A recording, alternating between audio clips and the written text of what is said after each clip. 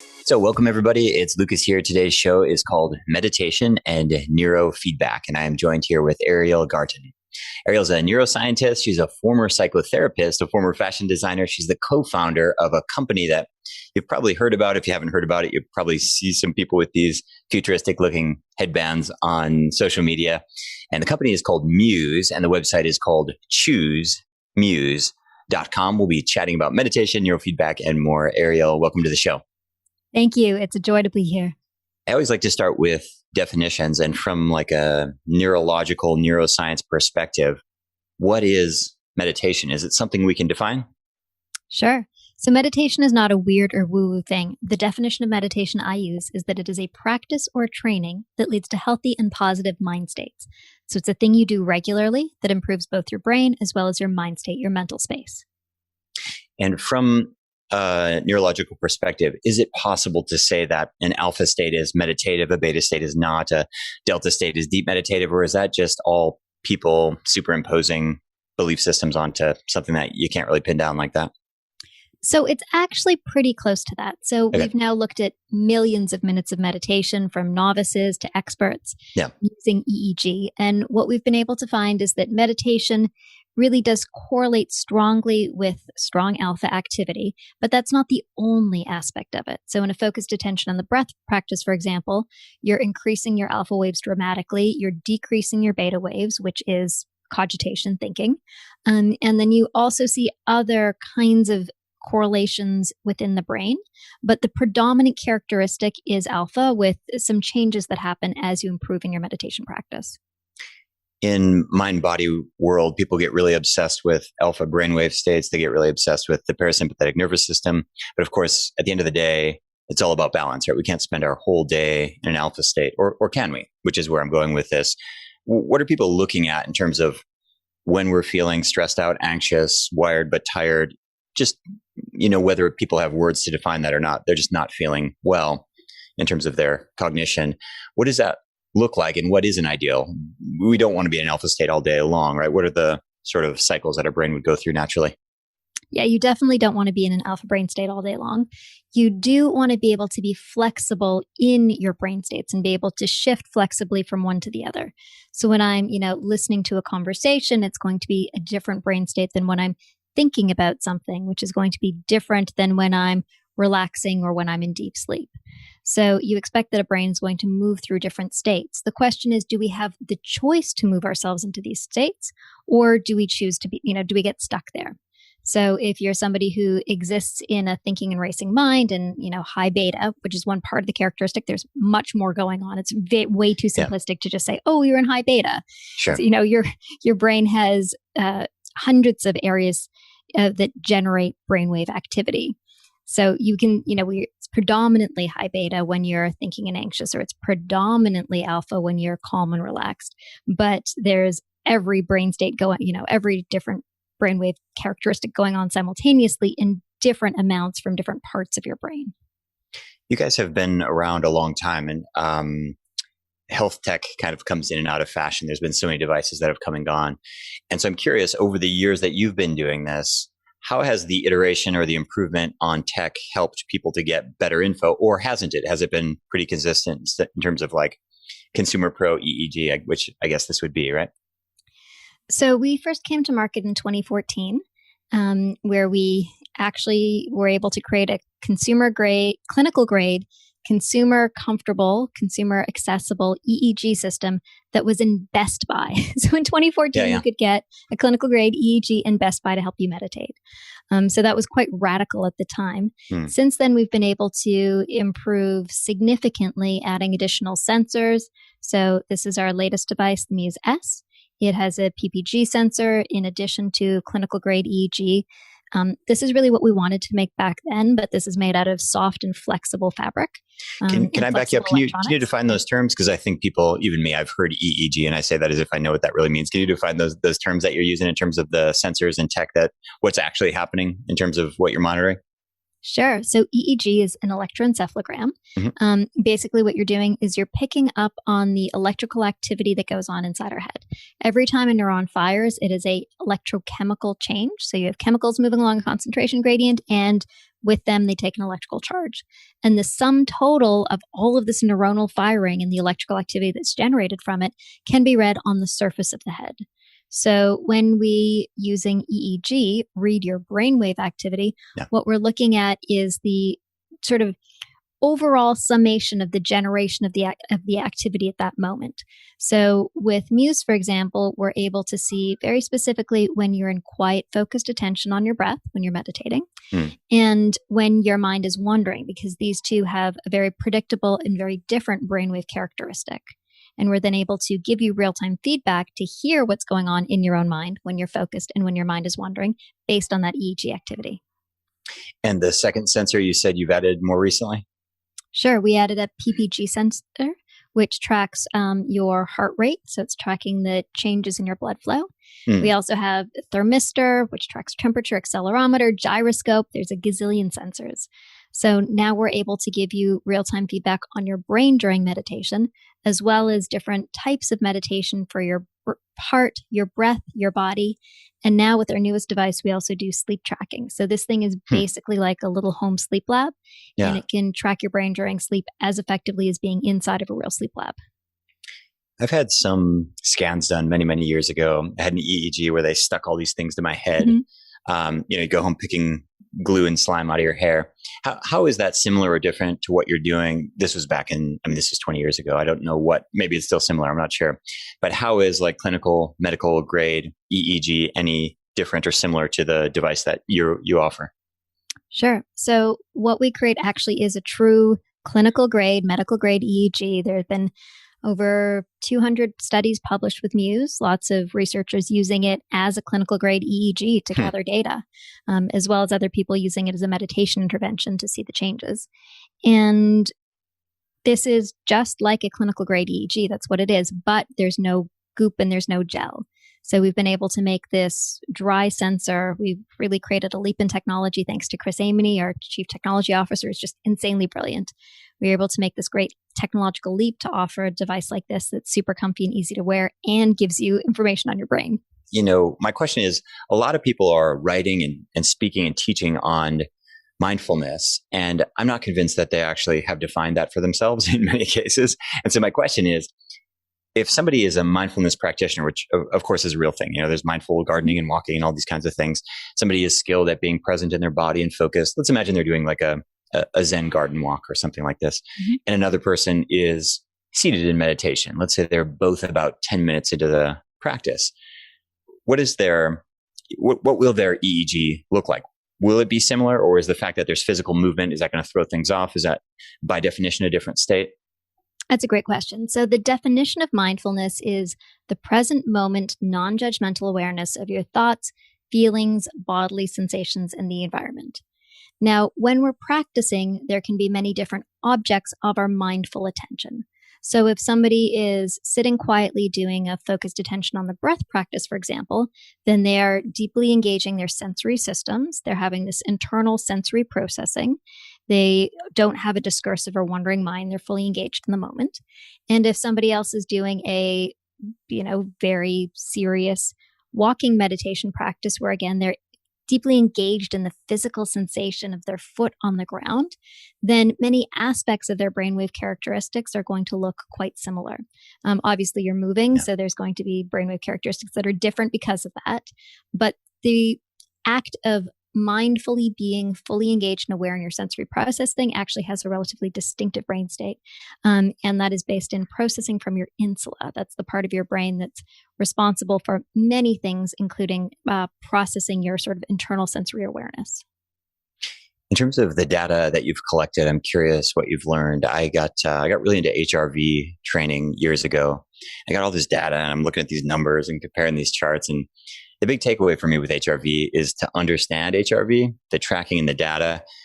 I couldn't really do much with it. I didn't really find the data that relevant. And then there's other kind of surprise data, like for example, these these group fitness apps, whether it's like Nike running app or whatever the cycling one is, Strava or Strala or whatever it is. And you see, in Barcelona, I could see people just racing around on their bikes. And it's very interesting to see that data set and to see that how that affects behavior, gamifying competition. In some cases with cycling, people get pretty reckless coming down the hill way too fast. Obviously with meditation, the worst case scenario, you're going to lock yourself in a room for 20 minutes. But where I'm going with this is I actually have a friend who got way too into meditation. He would do 12-day sit after 12-day sit after 12-day sit. I met him a year after he'd been not in a silent meditation retreat for a total of 30 out of 365 days. He was very happy with that, but he was a pretty low functioning human being. You know, he would just get up, eat, go to the meditation cushion. And I'm curious if you have, I can't imagine that Muse has created this kind of compulsive behavior, but have you pulled any interesting data sets in terms of good, bad, indifferent, curious, just from seeing all these things coming into your app?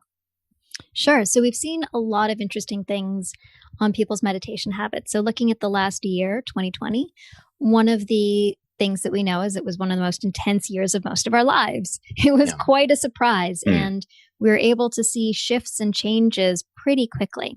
So with Muse, we have the focused attention meditation practice. Then we have a massive library of guided content on all sorts of different themes and themes for whatever comes up in your life, you know, relationships, frustration, workplace problems, etc.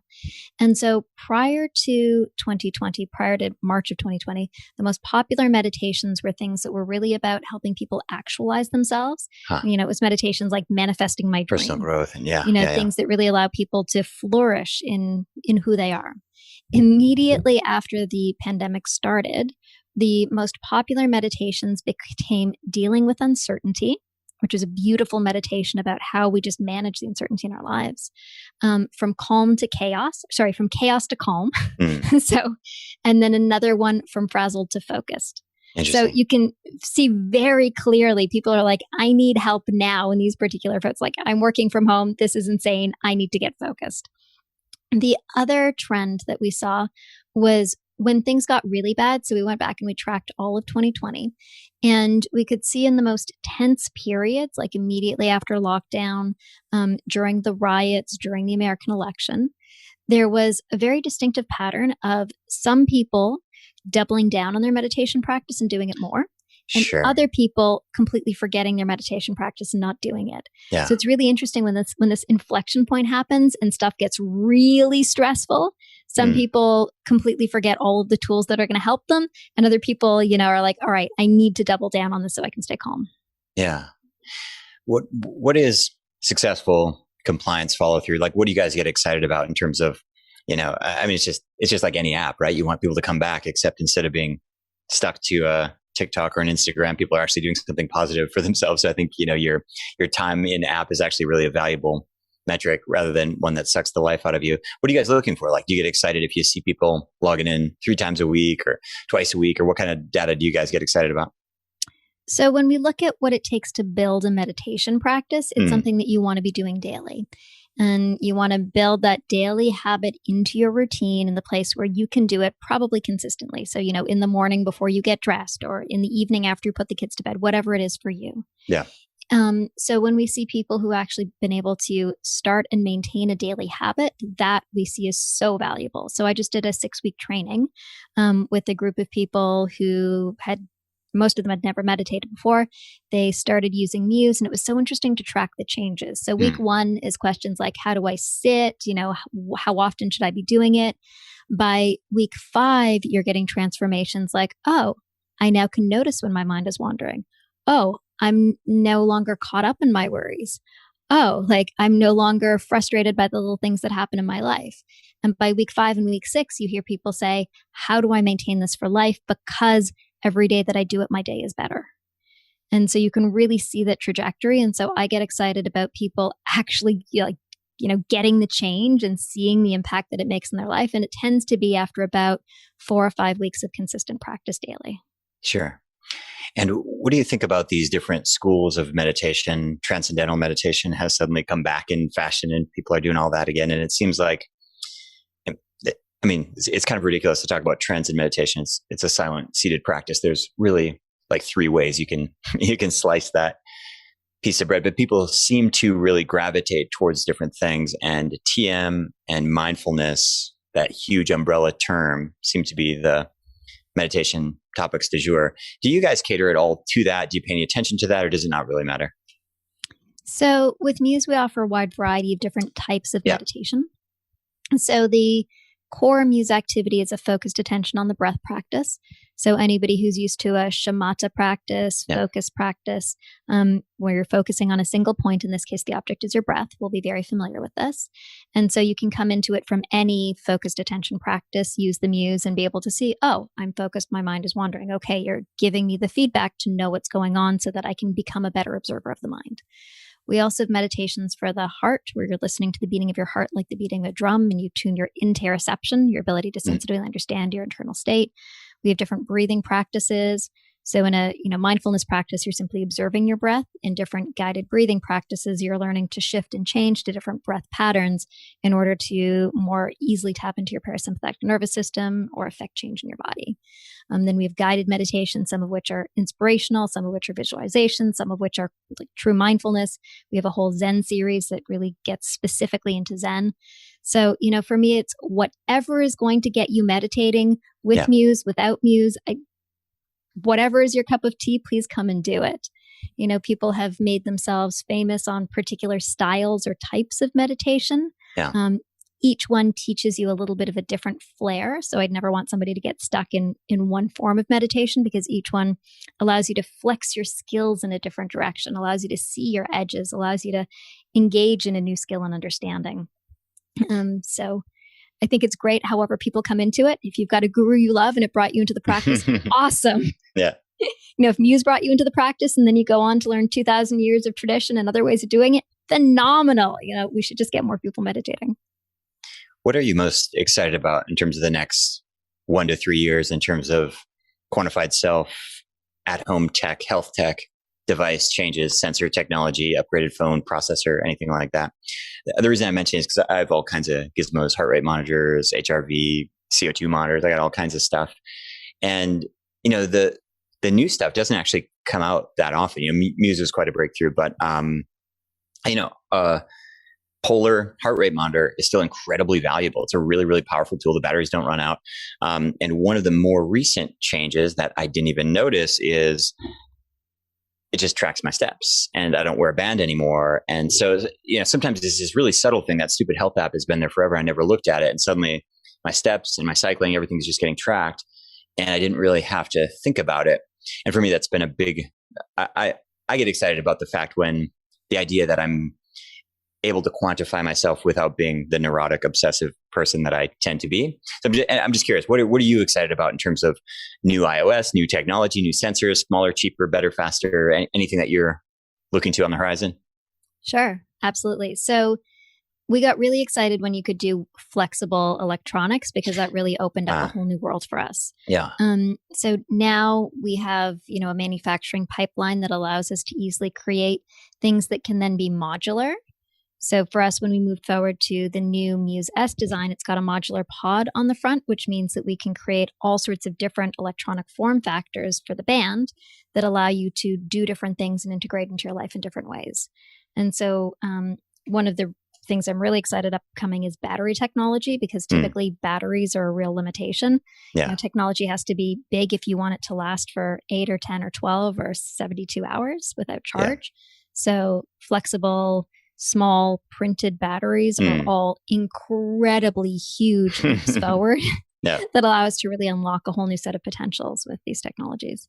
And then also technology that disappears. So I love how you said you don't want to be obsessed by it. I very much feel the same way. So as we were creating Muse, it was really about how do we make something where it's not about the technology. I hate technology that's about technology. Technology needs to be there in service of us. Technology needs to be there in service of giving us more knowledge, insight, agency in our lives. And if technology is, taking away our agency, like taking away our attention, taking away our time, engaging us in stuff that don't matter, like throw it out. We do not need it. We do not want it. And so in any way that technology can increase our human agency, our choice, our options, insofar as technology can support our human experience, the experiences of connecting, of self-knowledge, of relating to others, of experiencing beauty and experiencing joy. These are the kinds of technologies that I'm excited about supporting and creating and seeing in the future. One last question for you, which you might, I apologize if this is a public feature of Muse, I have no idea, but I've been thinking a lot about offering employee incentives for going to the gym, for meditating, these kinds of things. Have you thought about, or is there any kind of internal discussions about creating, let's say I had it, like there's 24 people on my team. If we all had Muse bands, could they log into a group event and could they log hours? Let's say their assignment was 10 minutes a day the first month or something like that. And we had a prize or a structure or a bonus or even like a health bonus, health retreat, something like that. Have you thought about any kind of corporate wellness integration that integrated something like that? Totally. And we've actually done that quite a lot. So we have a dashboard on the back end called Muse Connect. Okay. And it's used in many different ways. So we have lots of clinicians that use Muse with their patients. And so they use this dashboard to be able to track their patients. In studies, it's used to ensure compliance to the study. And then in a corporate setting, if the employees want, sometimes we do it with, sometimes we do that. If the employees want, then we can break people up into teams and your amount of meditation goes towards something. So, the amount of meditation of each team will then go towards a team lunch or some incentive that allows greater bonding. And when we do that, we find it really effective because people actually start and stick to the practice, which is the whole point. Like, meditation is great, but not if you do it once. You've got to stick to it regularly. And so we're able to get people to encourage one another to meditate because it's now for this greater goal. And is that available now? Like, could I put up a Vaccines for India challenge and get a bunch of people meditating? And if they log enough hours, for every hour they log, we do some kind of charity thing. Is that feasible? Sure. We can totally do that. That's great. That's great. Well, I appreciate you coming on the show. For people listening, I know people will want to learn more about neurofeedback. They want to learn more about the device. I know many people, again, they've seen it on social media, but a lot of people don't really understand what's happening. Where can people find you and your work and your website? You can find us at choosemuse.com. And on the socials, you can find me at choosemuse and also Ariel's Musings, ARIELS_musings. Ariel, thanks so much for your time and let's keep in touch. Thank you. This was a joy and pleasure.